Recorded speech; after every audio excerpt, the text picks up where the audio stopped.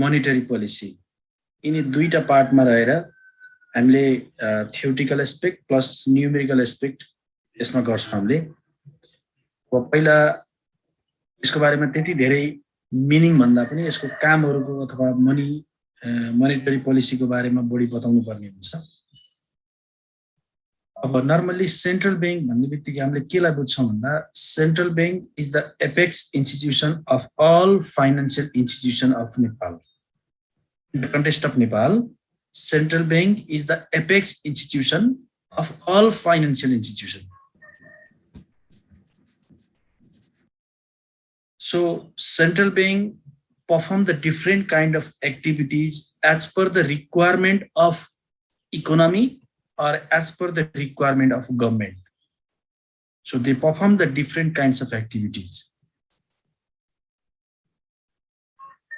For that purpose, they provide the permission to establish the new financial institution, as well as they control the money supply and money supply of in the economy, supervision of financial institution, foreign currency exchange or foreign currency management, debt management. These major activities is performed by central bank. It's in every country. सबै जसो देशहरुमा normally central bank भन्ने बित्तिकै हामीले कस्तो इन्स्टिट्युसनलाई बुझ्छौं भन्दा जति पनि financial इन्स्टिट्युसनहरु छन् ती फाइनान्शियल इन्स्टिट्युसनहरुको स्पेशली बैंकिङ सेक्टरमा जति पनि फाइनान्शियल इन्स्टिट्युसनहरु छन् तिनीहरुको एउटा सर्वोच्च निकाय भनेको के हो, एपेक्स इन्स्टिट्युसन भनेको के हो त भन्दा सेन्ट्रल बैंक हो।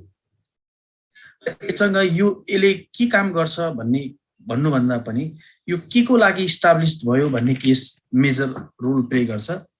यसले कुनै पनि देशको इकोनोमिक ग्रोथ मा कस्तो पोलिसी एडप्ट गर्ने, त्यो पोलिसीको इम्प्याक्ट सर्ट टर्ममा के पर्छ, लङ टर्ममा के पर्छ भनेको सस्टेनेबल इकोनोमिक डेभलपमेन्ट गर्नको लागि सेन्ट्रल बैंकले मेजर रोल प्ले गरेको हुन्छ। त्यसको लागि उले डिफरेन्ट पोलिसीहरु छन्, फिस्कल पोलिसीहरु भयो, स्पेशली मोनेटरी पोलिसीहरु इस्यु गर्छ। अहिले यो नोटेसन दिइरहेछ एकछिन है, स्क्रिन यहाँ केरिरहेछ के रचना।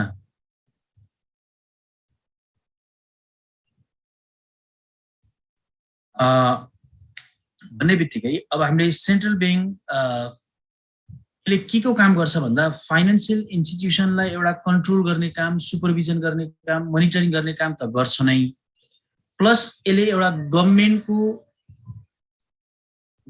एउटा फाइनान्शियल रेकर्ड किपिङको रूपमा अथवा गभर्नमेन्टको बैंकको रूपमा यसले आफ्नो एक्टिभिटीहरु परफर्म गरेको हुन्छ।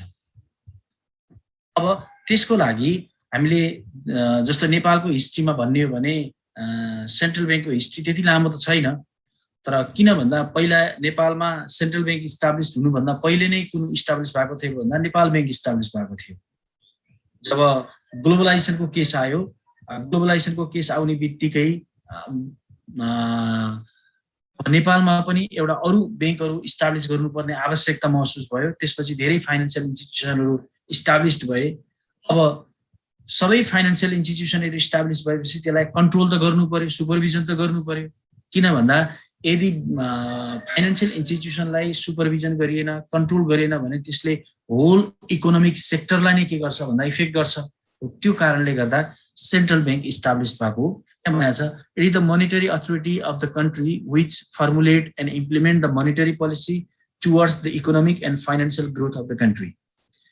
सेन्ट्रल बैंक भन्ने बित्तिकै हामीले बुझ्छौं यो सुप्रिम अथोरिटी भएको एउटा इन्स्टिट्युसन हो जसले कुनै पनि देशको इकोनोमिक अथवा फाइनान्शियल ग्रोथ गर्नको लागि जुन मोनेटरी टुल्स थ्रु मौद्रिक नीति भन्छ, मौद्रिक नीति पोलिसी थ्रु उले के गर्छ त भन्दा आफ्ना एक्टिभिटीहरु कन्डक्ट गरेको हुन्छ।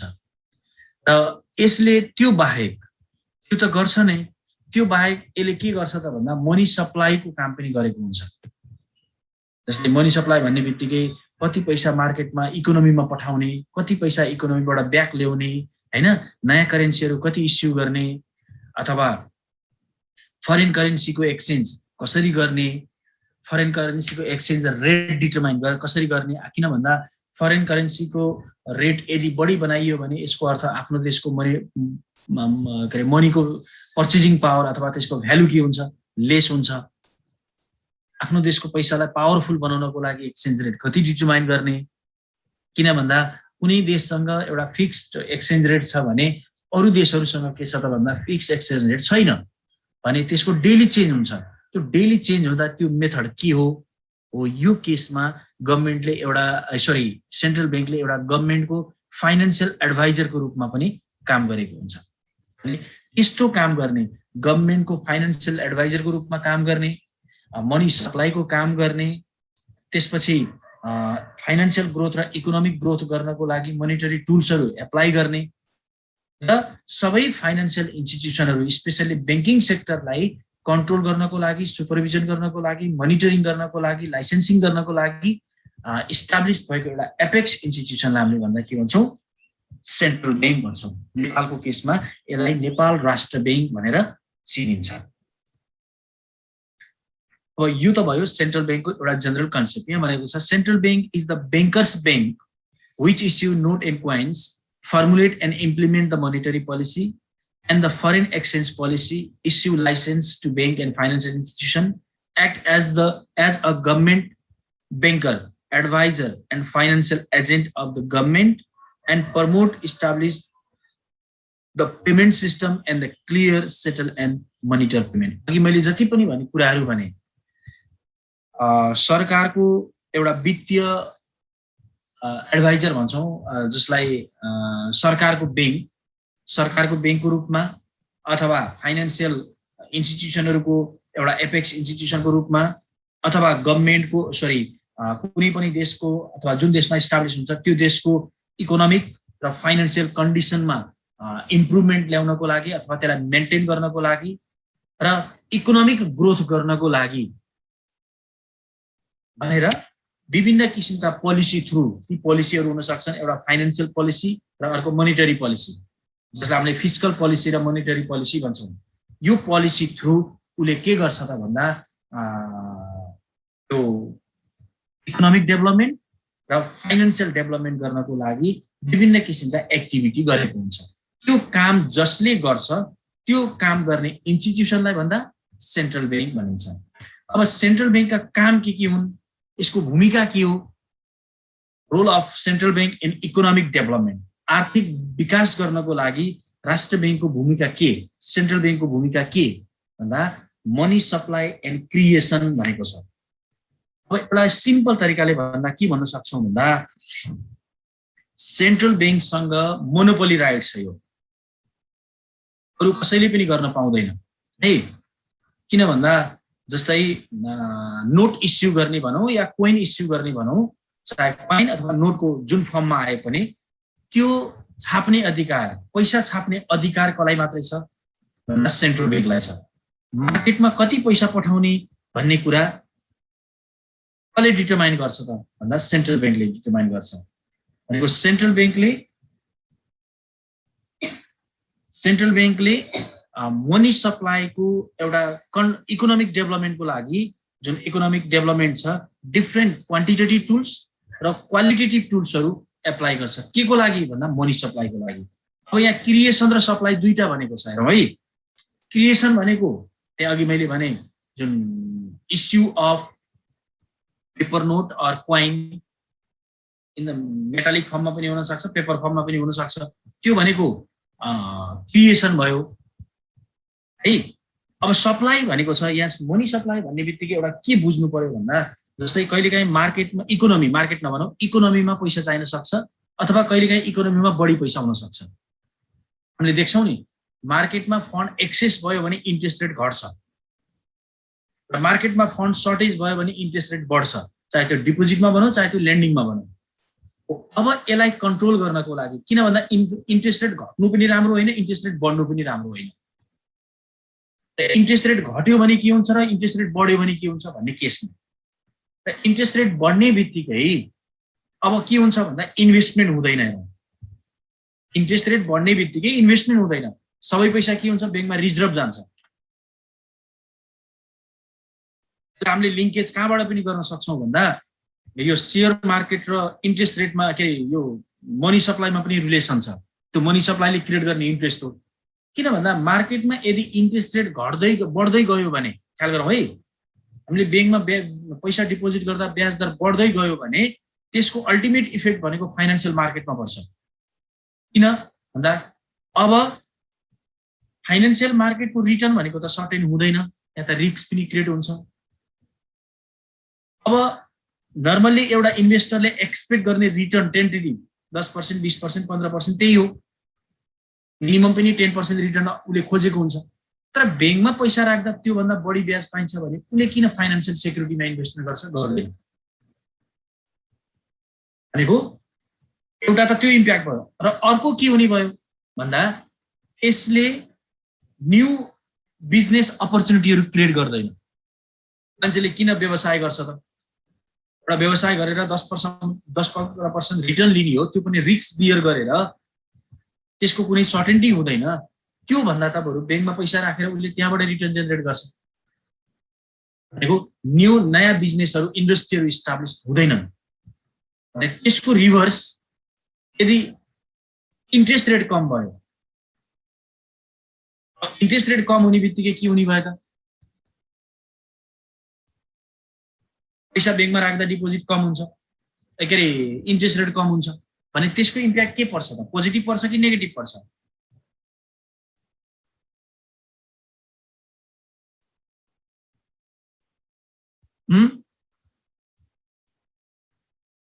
पोजिटिभ पनि पर्छ, नेगेटिभ पनि पर्छ। पोजिटिभ कुन सेन्समा पर्छ भन्दा यसले इन्डस्ट्रीहरू डेभलप गर्छ, फाइनान्शियल मार्केट डेभलप गर्छ, इम्प्लोइमेन्ट अपर्च्युनिटी क्रिएट गर्छ, त्यो त भयो पोजिटिभ इम्प्याक्ट। यसको नेगेटिभ इम्प्याक्ट भनेको यसले इन्फ्लेसन क्रिएट गर्छ। इन्फ्लेसन क्रिएट गर्छ भन्नुको अर्थ मनी पैसाको भ्यालुलाई के गर्छ? कम गराइदिन्छ। हो, अब यहाँ हामीले टु दी पोइन्ट आउँ। मनी सप्लाई एन्ड क्रिएसनमा सेन्ट्रल ब्याङ्कले ब्यालेन्सिङ रोल प्ले गर्ने कति बेला हो भने यदि मार्केटलाई पैसा चाहियो भनेको इकोनोमीलाई पैसा चाहियो भने उसले के गर्छ त भन्दा मार्केटमा इस्यु भएको ट्रेजरी बिल, मार्केटमा इस्यु भएको ट्रेजरी बोन्ड बाइब्याक गर्छ, रिपर्चेज गर्छ। जसलाई हामीले यो सेन्ट्रल ब्याङ्कको ल्याङ्ग्वेजमा भन्दा रिपो भन्छौँ, रिपर्चेज। रिपो भन्ने एउटा वर्ड हुन्छ, त्यो रिपो युज गर्छ। जसले गर्दा मार्केटमा पैसा एक्सेस छ भने अब सेन्ट्रल ब्याङ्कले इस्यु गरेका जुन टुल्सहरू छन्, फाइनान्शियल टुल्सहरू, एसेट्सहरू, जस्तै ट्रेजरी बिल, मैले भने ट्रेजरी बोन्ड, ती इस्यु गर्यो। ती इस्यु गर्दा उसले के गरेको थियो भन्दा मार्केटबाट पैसा लिएर गएको थियो सेन्ट्रल ब्याङ्कले। जब इकोनोमीलाई पैसा चाहियो भने अब उसले के गर्छ त भन्दा आफैले इस्यु गरेका फेरि किनेर लैजान्छ। यसको अर्थ मार्केटमा ट्रेजरी बिल, ट्रेजरी बोन्डहरू हुँदैन। त्यसको सट्टा अब गभर्मेन्टले के गर्छ? सेन्ट्रल ब्याङ्कले त्यसको पैसा बुझाइदिन्छ। भनेपछि त इकोनोमीमा पैसा आयो नि, सप्लाई, मनीको सप्लाई बढ्यो। अब त्यसको रिभर्स, यदि इकोनोमीमा पैसा कम भयो, के अरे कम भयो को केसमा त के गर्ने भयो? रिपर्चेज एग्रिमेन्ट गर्ने भयो। बढी भयो भने अब के गर्छ त? मार्केटमा एक्सेस फन्ड भयो भने उसले त्यही टुल्स एप्लाई गर्छ। New treasury bond, new treasury बिलहरू मार्केटमा इस्यु गर्छ। मार्केटमा इस्यु गर्ने बित्तिकै अब के हुने भयो त भन्दा मार्केटमा भएको पैसा जति खिचेर कसले लाने भयो? सेन्ट्रल ब्याङ्कले रिजर्भ राख्ने भयो। भनेको कति पैसा इकोनोमीमा पठाउने र कति पैसा इकोनोमीबाट विथड्र गर्ने हो, त्यो एक्टिभिटी कसले गर्छ त भन्दा सेन्ट्रल ब्याङ्कले गर्छ। भनेको इन्फ्लेसनलाई कति पर्सेन्टमा मेन्टेन गर्ने हो, हैन? हो, त्यो इकोनोमीलाई, के अरे इन्फ्लेसनलाई मेन्टेन गर्ने काम भनेको कसको हो त भन्दा सेन्ट्रल ब्याङ्कको। त्यसलाई भन्छौँ मनी सप्लाई एन्ड क्रिएसन। यसको लागि उसले क्वान्टिटेटिभ टुल्स र क्वालिटेटिभ टुल्स दुईटै युज गर्छ। अर्को छ supervision and regulation of financial institution. अब नेप्लिज पर्सपेक्टिभमा भनौँ या इन्टरनेसनल पर्सपेक्टिभमा भनौँ, फाइनान्शियल मार्केट सेन्ट्रल ब्याङ्कको काम भनेको के हो त भन्दा जति पनि फाइनान्शियल इन्स्टिट्युसनहरू छन् यसलाई इन्करेज गर्ने। इन्करेज गर्ने के को लागि? केको लागि इन्करेज गर्ने त भन्दा एउटा साउन्ड फाइनान्शियल कन्डिसन क्रिएट गर्नको लागि तिनीहरूलाई इन्करेज गर्ने, त्यही अनुसारको पोलिसी फर्मेसन गर्ने। तर त्यो मात्रै गरेर भएन, इन्करेज त गर्यो, पोलिसी फर्मेसन त गर्यो, तर उनीहरूले ठिक गरेका छन् कि छैनन् भनेर यसको टाइम टु टाइम मोनिटरिङ गर्ने काम कसले गर्छ? सेन्ट्रल ब्याङ्कले गर्छ।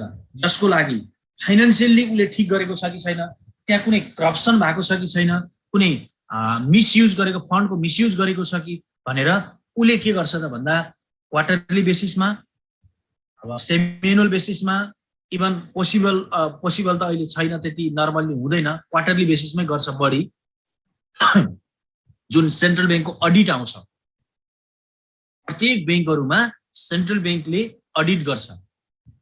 किन भन्दा त्यहाँ 3टा अडिटर हुन्छन्। एउटा इन्टरनल अडिटर, ब्याङ्क आफैको अडिटर हुन्छ, आफ्नै स्टाफले अडिट गर्छ।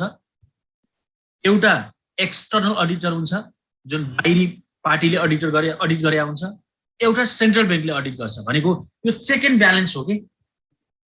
किन भन्दा कहिलेकाहीँ जानेर नजानेर भएका गल्तीहरू इन्टरनल अडिटबाट आउँछ। अब इन्टरनल अडिटमा त इन्टेन्सन पनि हुन सक्छ, उनीहरूले त्यसलाई विभिन्न किसिमले आक्षेप गर्न सक्छन्। त्यसको लागि एक्सटर्नल अडिटर छ। एक्सटर्नल अडिटर ऊ आफैले एसाइन गरेको हुनाले त्यो पनि उसैको फेभरमा काम गर्छ कि भन्ने हुन्छ भनेर सेन्ट्रल ब्याङ्कले पनि के गरेको छ त भन्दा यिनीहरूको अडिटिङ गर्छ। त्यो अडिटिङ गरिसकेपछि त्यहाँ भएका मिस्टेकहरू के छन् उसले त्यो औँलाइदिन्छ, छुट्याइदिन्छ, के करेक्सन गर्नुपर्ने छन्।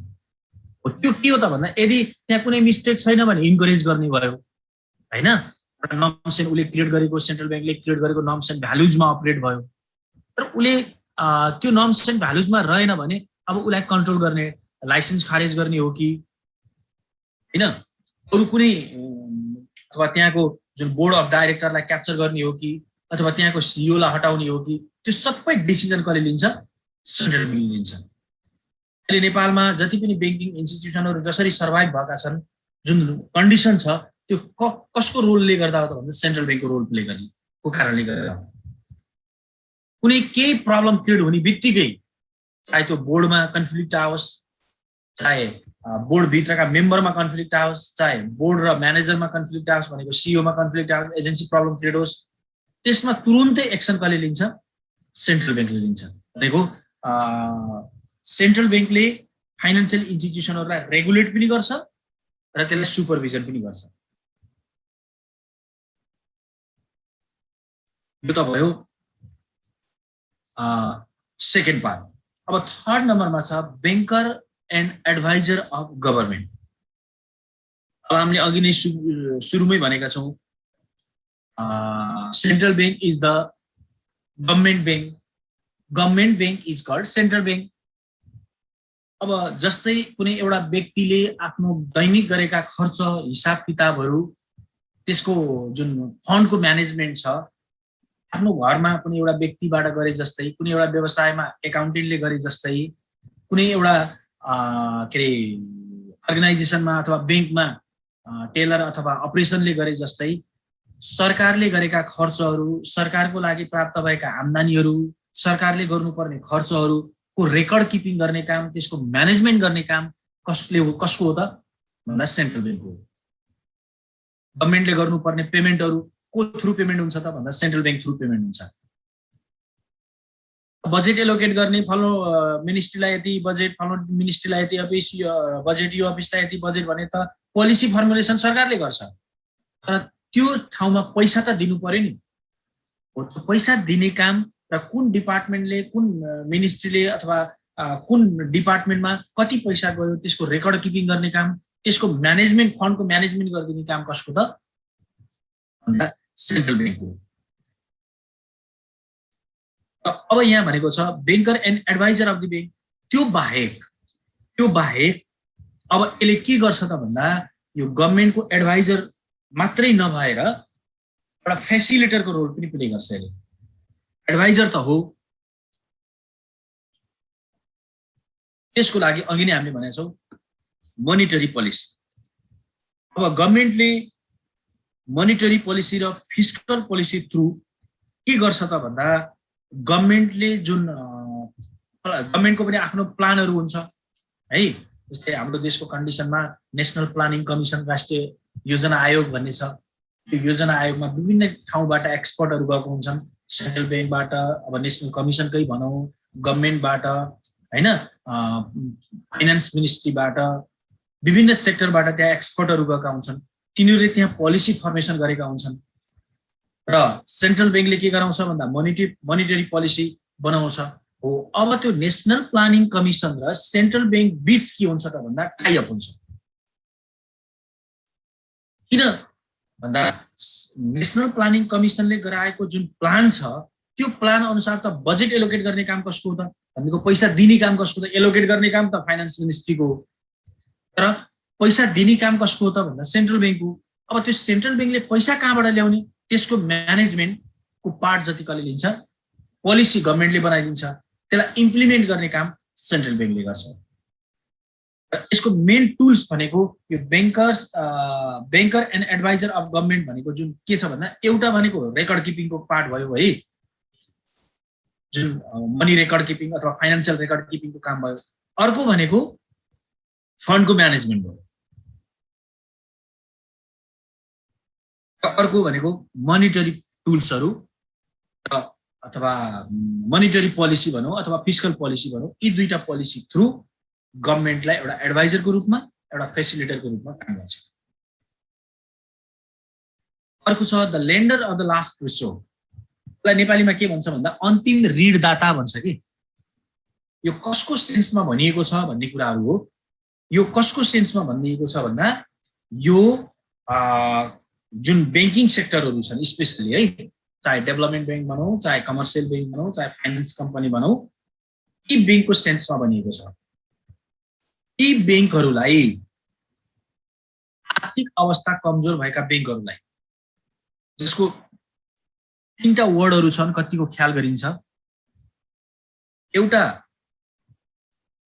फाइनान्सियल डिस्ट्रेस, एउटा ब्याङ्क्रप्सी र अर्को लिक्विडेसन। यिनी तीनटाको फरक छुट्याउन सकिन्छ?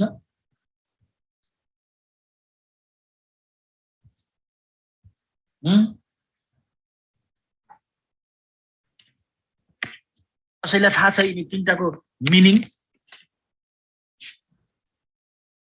फाइनान्सियल डिस्ट्रेस, ब्याङ्क्रप्सी र लिक्विडेसन।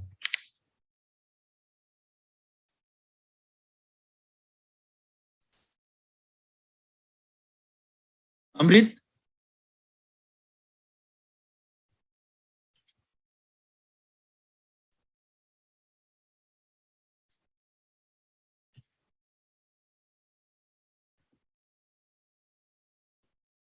अमृत रहेनछ क्या?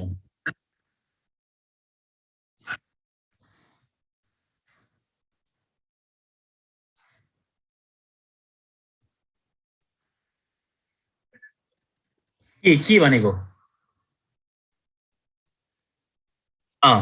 त्यसपछि ब्याङ्क्रप्सी भनेको, लिक्विडेसन भनेको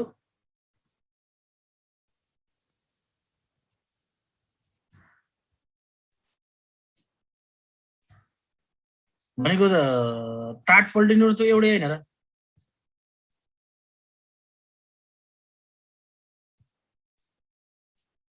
नर्मल्ली हामीले यी तीनवटा चिजलाई नर्मल्ली धेरै जसो हामीले अब नर्मल्ली जेनरल केसमा सिनोनिमको रूपमा युज गरिरहेछौँ हो। कसैले फाइनान्सियल डिस्ट्रेस भन्छ, कसैले ब्याङ्क्रप्सी भन्छ, कसैले लिक्विडेसन भन्छ। तर यिनी तीनवटामा फरक छ। यिनी तीनवटामा के फरक छ भन्दा, financial distress means shortage of money for short period. Shortage of money for short period. It means in short period expenses is greater than their revenue.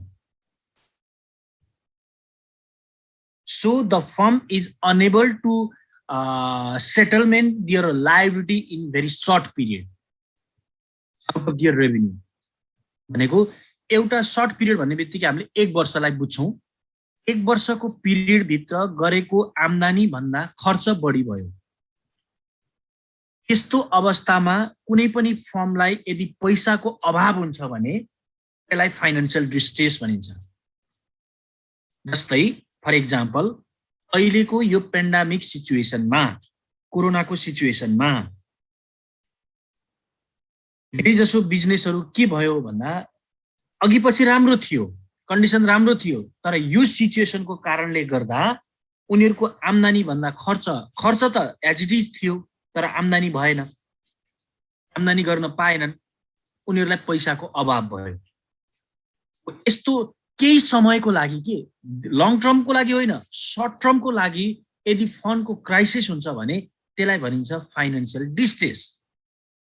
भने त्यही सर्ट टर्म यदि लङ टर्म हुन गयो भने, लङ टर्ममा पनि त्यही condition repeat भयो भने त्यसलाई भनिन्छ के त बैंक्रप्सी भनिन्छ। बैंक्रप्सीमा के हुन्छ भन्दा liability is greater than their assets and income is less than their cost. It means revenue is unable to satisfy their cost. आम्दानीले accumulated loss हुँदै गयो, कुनै वर्ष पनि नाफा छैन, सधैँ के छ घाटाको घाटै छ। हुनुको अर्थ के हो भन्दा आम्दानी कम भयो, खर्च बढी भयो। यदि 1 वर्षसम्मको मात्रै सिचुएसन हो भने त्यो फाइनान्शियल डिस्ट्रेस हो है, तर त्यही चीज इयरली रिपिटेटिभ हुँदै गयो भने त्यसलाई भनिन्छ बैंक्रप्सी। बैंक्रप्सीमा बिजनेस कन्टिन्यू हुन्छ, बिजनेस एक्टिभिटी चाहिँ बन्द भएको हुँदैन, बिजनेस रन हुन्छ, तर त्यसलाई अब त्यस्तो कन्डिसन आयो भने यदि बिजनेसको एक्टिभिटीलाई डिजल्भ गरियो भने त्यो भनेको लिक्विडेसन हो। र लिक्विडेसनमा के हुन्छ, बिजनेसका एक्टिभिटी केही पनि हुँदैनन्, टोटल्ली बिजनेस शटडाउन हुन्छ, क्लोज हुन्छ र एउटा लिक्विडेटर एसाइन गरिन्छ के को लागि भन्दा उसको एसेट्स क्याल्कुलेसन गर्नको लागि, उसको लायबिलिटी क्याल्कुलेसन गर्नको लागि र त्यो एसेट्स सेल गरेर आएको पैसाले लायबिलिटी सेटलमेन्ट गर्नको लागि।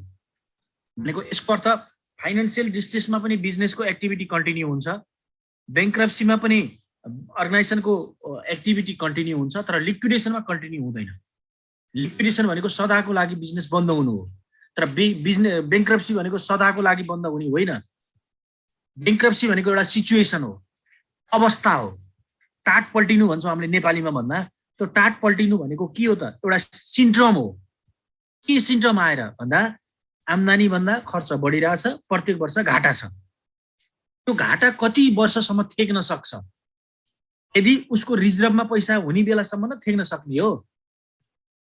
रिजर्भ एन्ड सरप्लस जसलाई हामीले भन्छौँ, रिटेन अर्निङ भन्छौँ, त्यो पैसा हुने बेलासम्म त थेक्न सक्छ। त्यसपछि त उसले त क्यापिटल रिडक्सन गर्नुपर्ने हुन्छ।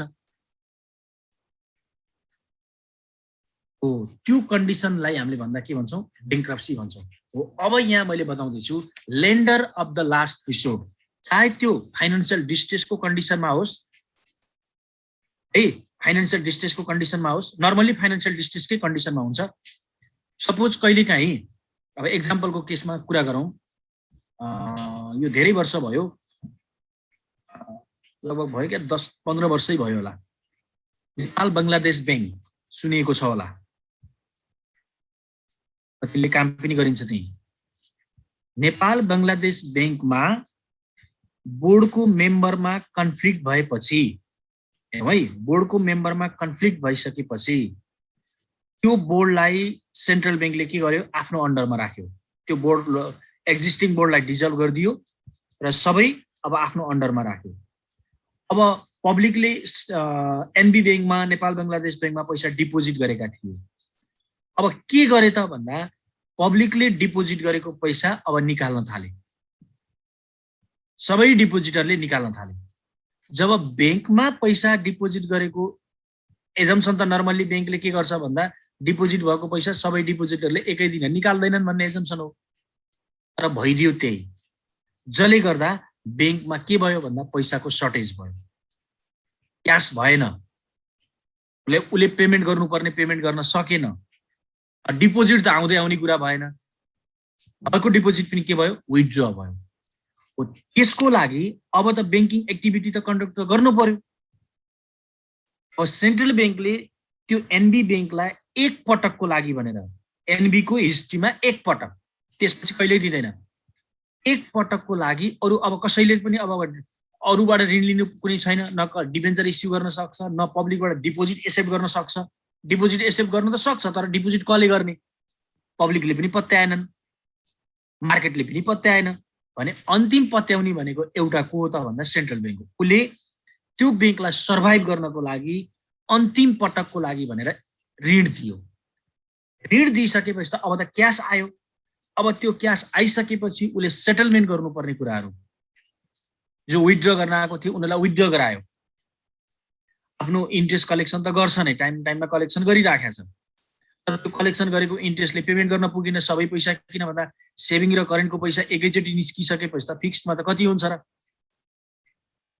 त्यो कारणले गर्दा अब अन्तिम ऋणदाताको रूपमा एकपटक ऋण दियो। त्यही पैसाले उसले के गर्यो त भन्दा आफूलाई सर्भाइभ गर्यो।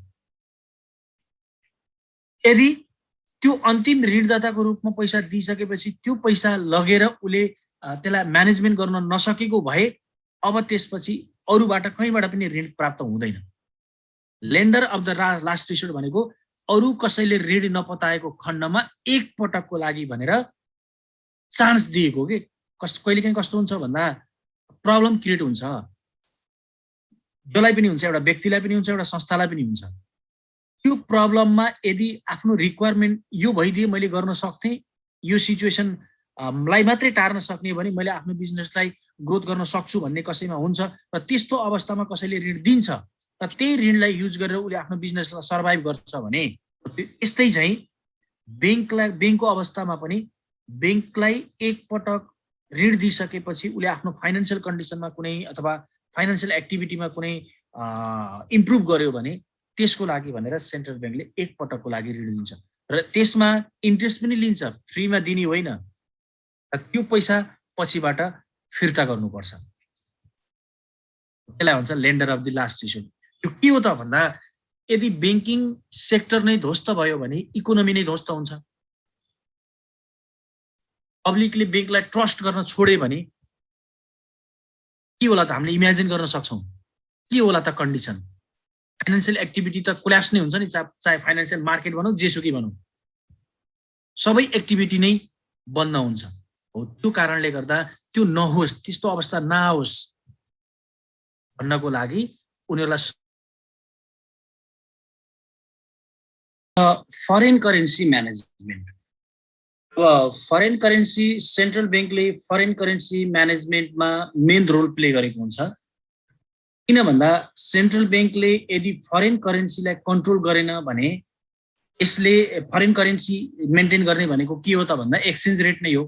यदि फरेन करेन्सीको एक्सचेन्ज रेट मेन्टेन गर्न सकेन भने यसले के गर्छ त भन्दा लोकल करेन्सी भनेको जुन देशमा हो त्यही देशको करेन्सीलाई नेगेटिभ इम्प्याक्ट पार्छ। यसको अर्थ के बुझ्न सकियो भन्दा सपोज अरू देशको पैसा पाउनको लागि आफ्नो देशको पैसा बढी खर्चिनु पर्ने अवस्था आयो भने आफ्नो देशको पैसाको भ्यालु कम हुने भयो है। अरू देशको किन भन्दा अहिले त ग्लोबल मार्केट भइसकेपछि त हामीलाई त लोकल करेन्सी मात्रै भएर त पुग्दैन, फरेन करेन्सी पनि चाहियो। हो त्यो फरेन करेन्सीलाई यदि रेगुलेट गर्न सकेन, त्यसको एक्सचेन्ज रेटलाई डिटरमाइन गर्न सकेन, एक्सचेन्ज रेट एप्रोप्रिएट राख्न सकेन भने त्यस्तो कन्डिसनमा लोकल करेन्सीको भ्यालु के हुन्छ, डिप्रिसिएट हुन्छ। नर्मली के गर्नुपर्छ त भन्दा लोकल करेन्सीको भ्यालु एप्रिसिएट र फरेन करेन्सीको भ्यालु डिप्रिसिएट गर्नुपर्ने। एप्रिसिएट र डिप्रिसिएट गर्ने विभिन्न टुल्सहरू छन्। अब त्यो टुल्स भनेको ल यति गराइदिने भनेर त्यसै गराउन पाइँदैन, यसको चेन इफेक्ट हुन्छ। सपोज एउटा डलर साट्दा 115 रुपियाँ खर्चिनु पर्छ मानौ, ल होइन भयो अब 100 रुपियाँमै साटौँ भनेर सेन्ट्रल बैंकले त्यो डिटरमाइन गर्न पाउँदैन। त्यसको लागि अरू इन्डिकेटरहरू छन्। त्यो इन्डिकेटर थ्रु उसले के गर्नुपर्छ त भन्दा त्यो इन्डिकेटर र त्यो टुल्स थ्रु उसले फरेन करेन्सी सप्लाई गर्नुपर्छ। यदि एक्सेस फरेन करेन्सी सप्लाई भयो जस्तै कहिलेकाहीँ कस्तो हुन्छ भन्दा फरेन करेन्सीको बढी सप्लाई भइदियो भने आफ्नो देशको लोकल करेन्सी के हुन्छ, को भ्यालु बढ्छ। तर फरेन करेन्सीको सर्टेज भइदियो भने लोकल करेन्सीको भ्यालु के हुन्छ, डिप्रिसिएट हुन्छ। अब फरेन करेन्सी लिनको लागि त रिजर्भ राख्नु पर्यो, रिजर्भ नराखिकन त हुँदैन। अब रिजर्भ के राख्ने हो त? जसरी सामान किनिन्छ त्यसरी नै विदेशी पैसा किन्ने, त्यसको लागि जुन गोल्ड भनौँ, नर्मली त सुन नै हुन्छ, यस्ता आर भ्यालुएबल जुन अर्नामेन्टहरू छन् तिनीहरूलाई रिजर्भ राखेर उसले के गर्छ त भन्दा फरेन करेन्सी, त्यो नोटहरू छाप्नको लागि जस्तो गोल्ड, डायमन्ड, नर्मली डायमन्डहरू भन्दा पनि गोल्ड नै राख्छ बढी, सुनहरू अथवा विदेशी मुद्राहरू राखेर नोट इस्यु गर्छ। अब नोट इस्यु गरिसकेपछि विदेशी पैसा किन्नको लागि पनि फेरि अब सरकारले किन्ने के हो त, कसरी किन्ने हो त भन्दा तिनै दिएर किन्ने हो। अब कति ल्याउन सक्छ त भन्ने कुरा हो। यदि धेरै ल्याउन सक्यो भने यसको अर्थ के हो, आफ्नो देशको पैसाको भ्यालु बढेको, उनीहरूको सप्लाई बढी भयो नि त। फरेन करेन्सीको म्यानेजमेन्ट गर्ने काम पनि कसको हो त भन्दा सेन्ट्रल ब्याङ्कको। अर्को छ इफेक्टिभ डेप्ट म्यानेजमेन्ट भनेको छ।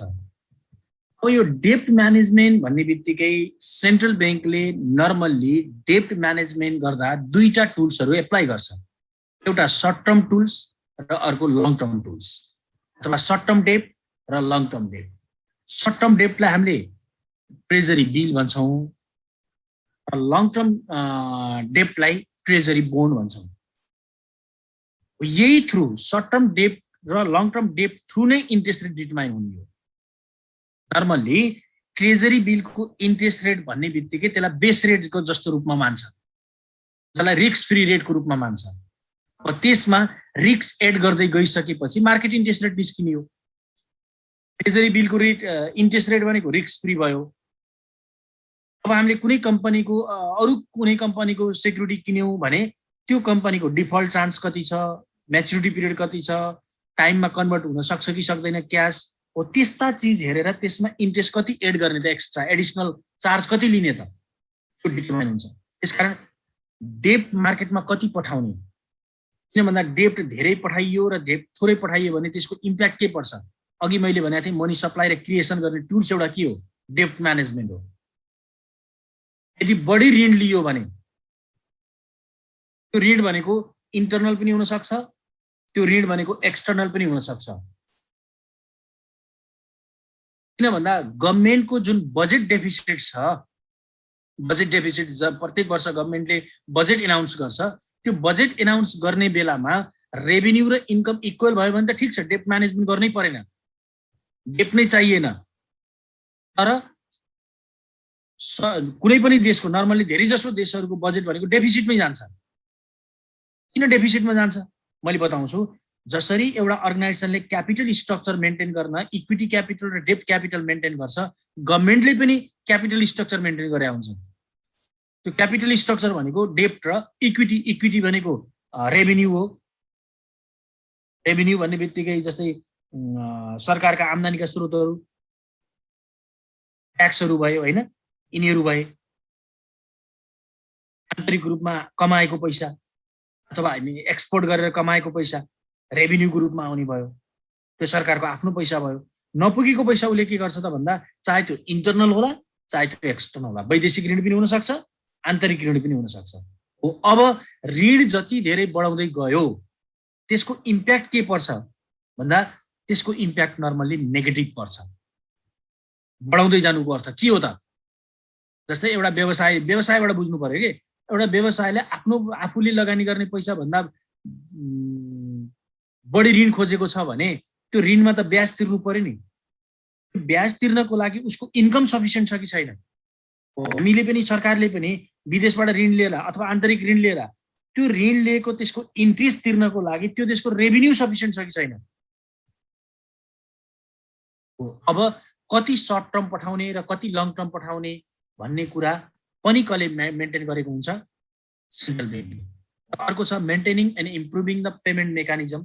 र यो सेन्ट्रल बैंकले अहिले यो के गरेको छ भन्दा एकदम सेक्युर्ड पेमेन्ट गर्नको लागि विभिन्न किसिमका टुल्सहरू जस्तै अहिले यो भन्दा पहिला आएका जति पनि बैंकहरू छन्, अहिले जति पनि नेपालमा बैंकहरू छन्, यिनीहरूले पेमेन्ट मेकानिजमहरू डेभलप गरेका छन्। जस्तै एटीएम कार्डहरू भनौँ, डेबिट कार्ड भनौँ, क्रेडिट कार्ड भनौँ, अथवा क्यूआर कोड भनौँ, अथवा आइपीएस भनौँ, कनेक्ट आइपीएस, यिनी भनेका के हुन् त भन्दा पेमेन्ट मेकानिजम हुन्। हो यो पेमेन्ट मेकानिजमलाई सिक्योर गर्नको लागि के गर्न सकिन्छ अहिले नै हेरौँ न। केही समय 2-4 वर्ष अगाडिको ती टुल्सबाट पेमेन्ट गर्ने सिस्टम र अहिले त्यही टुल्स युज गरेर पेमेन्ट गर्ने सिस्टममा सेक्युरिटी कति बढी छ। इभन सिम्पल एक्जाम्पल लिन सक्छौँ हामीले, एउटा सिम्पल सामान्य एक्जाम्पल। ओटिपी भने त थाहा छ, मोबाइल ब्याङ्किङमा फन्ड ट्रान्सफरमा वन टाइम पासपोर्ट के सुनिएको छ मैले भनेको? सुन्ने छ। ओटिपी आउँछ कि अहिले ओटिपी पठाउँछ नि ब्याङ्कले। हामीले कसैलाई पैसा ट्रान्सफर गर्नु पर्यो, कुनै मोबाइल रिचार्ज गर्नु पर्यो भने ब्याङ्कले एउटा ओटिपी पठाउँछ नि हाम्रो नम्बरमा। पठाउन सर सधैँ आजकल त सधैँ त पठाउन ब्याङ्क हेरिकन हुन्छ। कुनै ब्याङ्कले अब एडप्ट गर्दैछ, त्यो के को लागि गरेको भन्ने कुरा चाहियो के। त्यो के को लागि हो भन्दा सेक्युरिटीको लागि हो। किन भन्दा यदि कसैले बाइ चान्स हाम्रो मोबाइलबाट हामीले सबै फन्ड ट्रान्सफर गर्ने काम गरेको मोबाइल मिसप्लेस भयो, हरायो है, मोबाइल हराउने बित्तिकै हामीले के कुनै व्यक्तिले के गर्न सक्छ भन्दा त्यही मोबाइल युज गरेर फन्ड ट्रान्सफर गरिदिन सक्छ। अब यदि ओटिपी कन्डिसन छ भने, ओटिपी को कन्डिसन छ भने त्यहाँ के हुन्छ त भन्दा हामीले फन्ड ट्रान्सफर गर्दा उसले के गराउँछ, हाम्रो मोबाइल नम्बरमा एउटा पासवर्ड पठाउँछ। त्यो पासवर्ड हानिसकेपछि बल्ल भेरिफाई गरिदिन्छ। मोबाइल हराउने बित्तिकै हामीले त सिम ब्लक गरिदिइहाल्नु पर्यो। सिम ब्लक गरिसकेपछि त हामीले अर्को सिम लिन्छौँ, त्यो मोबाइलमा भएको सिममा त ओटिपी जाँदैन, हाम्रो सिममा आउँछ भने अब त्यो ओटिपी नहानिकन फन्ड ट्रान्सफर हुँदैन। त्यो के को लागि हो त भन्दा सेक्युरिटीको लागि हो। हामीलाई त्यो झन्झटिलो लाग्छ, तर हो मैले भन्न खोजेको के हो भन्दा यहाँ एउटा सिम्पल एक्जाम्पल मात्रै दिया हो। Maintaining and improving the payment mechanism भनेको पेमेन्ट मेकानिजमहरू डेभलप गरेको छ। यो गर्न खोजेको खास के हो भन्दा क्यासलेस ट्रान्ज्याक्सन गर्नको लागि हो। क्यासलेस ट्रान्ज्याक्सन गरिसकेपछि के हुन्छ भन्दा एउटा राम्रो पक्ष यसको के हो भन्दा यो क्यासलेस ट्रान्ज्याक्सन गर्नु भनेको ब्ल्याक मनी नआउनु हो के। सबै ट्रान्ज्याक्सन ब्याङ्किङ थ्रु भइसकेपछि एएमएल को पार्ट कम हुन्छ। त्यही भएर त अहिले मान्छे ब्याङ्किङ छोडेर त्यो ब्ल्याक मनीको लागि कहाँ जान्छन् त भन्दा सहकारीतिर जान्छन्। किन ब्याङ्कमा जाँदा सोर्स देखाउनु पर्यो होइन। अब त्यो सहकारीमा न सोर्स चाहिन्छ न केही चाहिन्छ, जति मन लाग्यो त्यति गर्न पाइयो, लिन पनि पाइयो, दिन पनि पाइयो। त्यहाँ सोर्स खुलाउनु पर्दैन। त्यो ब्याङ्कमा एउटा लिमिटेसन हुन्छ, यति एमाउन्टसम्म ट्रान्सफर गर्ने भने लिमिटेसन हुन्छ, तर त्यहाँ कुनै लिमिटेसन हुँदैन। त्यो कारणले गर्दा एन्टी मनी लन्ड्रिङ छ, त्यो एमएल भन्छ, त्यो पार्टलाई कम गर्नको लागि उसले के गरेको त भन्दा पेमेन्ट मेकानिजमहरू डेभलप गरे हो। अहिले धेरै अर्गनाइजेसनहरूले नर्मल्ली कार्डहरू इस्यु नगर्ने त नर्मल्ली ब्याङ्कहरू नै छैनन्। अब त्यसमध्ये पनि सोफिस्टिकेटेड टुल्सहरू एप्लाई गरेर धेरै जसो ब्याङ्कहरूले आफ्नो पेमेन्ट मेकानिजमहरू डेभलप गरेका छन्। त्यो कसको गाइडलाइन्सबाट हो त भन्दा त्यही सेन्ट्रल ब्याङ्कको गाइडलाइन्सबाट हो। अहिले त सेन्ट्रल ब्याङ्कको प्रचार पनि आउन थाल्यो, एडभर्टिजमेन्ट पनि आउन थाल्यो। के एडभर्टिजमेन्ट आउन थाल्यो भन्दा केलाई प्रमोट गरेर आउँदैछ त? एडभर्टाइजमेन्ट हेरिएछ सेन्ट्रल ब्याङ्कको, टिभीहरूमा दिन्छ। के गरेको छ भन्दा पेमेन्ट गर्नुस्, क्यास पेमेन्ट नगर्नुस् भनेर एडभर्टिजमेन्ट दिएको छ हैन। QR code through, phone pay through, अथवा क्रेडिट कार्ड थ्रु, अथवा डेबिट कार्ड थ्रु भनौँ, एटिएम कार्डबाट पेमेन्ट गर्नुस्, क्यासलेस ट्रान्ज्याक्सन गर्नुस् भनेर उसले के गरिरहेछ त भन्दा यसले दुईटा पार्ट गराउँछ के। हेरौँ, यसले दुईटा पार्ट के गराउँछ त भन्दा एउटा भनेको जुन फाइनेन्सियल सिस्टमलाई अथवा फाइनेन्सियल जुन कन्डिसन छ त्यसलाई कन्ट्रोल गर्ने काम गर्छ। एउटा भनेको जुन पेपर नोट छाप्दा जुन खर्च हुन्छ नि पैसा, मार्केटमा पैसै ट्रान्ज्याक्सन भयो भने त्यो पैसा छिटो फाट्ने च्यातिनी हुन्छ, फेरि त्यसलाई फेरि छाप्नु पर्यो, त्यसको कस्टिङ हुन्छ। जब सबै ट्रान्ज्याक्सन क्यासलेस हुन्छ भने त त्यो त धेरै समय टिक्ने भयो नि त मार्केटमा पैसा। मार्केटमा धेरै समय टिक्दा त्यो छाप्ने खर्च त जोगिन्छ नि। हो त्यो कारणले गर्दा के गरेको छ त भन्दा यो सिस्टमबाट पेमेन्ट गर्नुहोस् भनेर उसले के गरेको हो त भन्दा ती टुल्सहरू एप्लाई गर्न पठाएको। अर्को छ एक्स हो नि सबै कुरा। अब त्यो अहिले त्यही त भने नि प्रचार अहिलेलाई त करेन्ट सिचुएसनलाई भनेर त्यो गराएको हो। खास हुन त त्यो पनि हो डिजिजबाट पनि जोगिने भयो, किन जस्तो मान्छेले पनि समात्ने भयो त्यो पैसा हैन, अब त्यहाँबाट केही रोग फैलिन सक्ने भयो। अर्को कुरो भनेको त्यसको ड्युरेबिलिटी बढ्ने भयो, लङ टर्मसम्म युज गर्न सकिने भयो। अर्को भनेको यसले ट्रान्सपरेन्सी क्रिएट गर्ने भयो कि फेयर हुने भयो। ल अब अर्को छ एक्स एज ब्याङ्कर्स ब्याङ्क। ब्याङ्कहरूको पनि ब्याङ्कको भूमिकाको रूपमा अघि माथि नै आइसकेको छ। यो नलेखेको भए पनि हुँदैछ। Supervision and regulation of financial institution भनेर छ। त्यहाँ फाइनेन्सियल इन्स्टिट्युसन भन्ने बित्तिकै सबै परे, तर यहाँ ब्याङ्करको लागि मात्रै भनेको हुनाले अब ब्याङ्करको रूपमा पनि काम गरेको हुन्छ। किन भन्दा अब ब्याङ्करहरूलाई जस्तो अघि लेन्डर अफ लास्ट रिसोर्टको केस होला, सुपरभिजनको केस होला, मोनिटरिङको केस होला, लाइसेन्सिङको केस होला, कुनै प्रब्लम केस क्रिएट होला, त्यो सबै केसमा एउटा गार्जियनको रोल प्ले कसले गरिदिन्छ त भन्दा सेन्ट्रल ब्याङ्कले गर्छ। जस्तै घरमा हाम्रो बुवा आमा गार्जियनको रूपमा भइसकेपछि केही प्रब्लम क्रिएट भयो भने उहाँहरूसँग हामीले सरसल्लाह लिए जस्तै ब्याङ्कहरूमा पनि कुनै प्रब्लम क्रिएट भयो, त्यस्तो केही प्रब्लम आयो भने अब सेन्ट्रल ब्याङ्कले के गर्छ, एउटा गार्जियनको रोल प्ले गरिदिएको हुन्छ। ब्याङ्कहरूको पनि ब्याङ्कहरूको ब्याङ्क त हुँदै हो, गभर्मेन्टको ब्याङ्क त हुँदै हो, प्लस ब्याङ्कहरूको पनि ब्याङ्क। किन भन्दा यसलाई लाइसेन्सिङ दिने काम पनि यसले गर्छ र यसलाई खारिजी गर्ने काम पनि सेन्ट्रल ब्याङ्कले गर्छ। यिनी रोल प्ले गर्छ सेन्ट्रल ब्याङ्कले के को लागि भन्दा इकोनोमिक डेभलपमेन्टको लागि। यो पार्ट भयो। अब भोलिको क्लासमा, अब आजलाई त्यो हो, भोलिको क्लासमा अब यो मोनिटरी पोलिसीहरू छ, त्यो पार्ट भोलि आउँला। आजलाई त्यो हो है।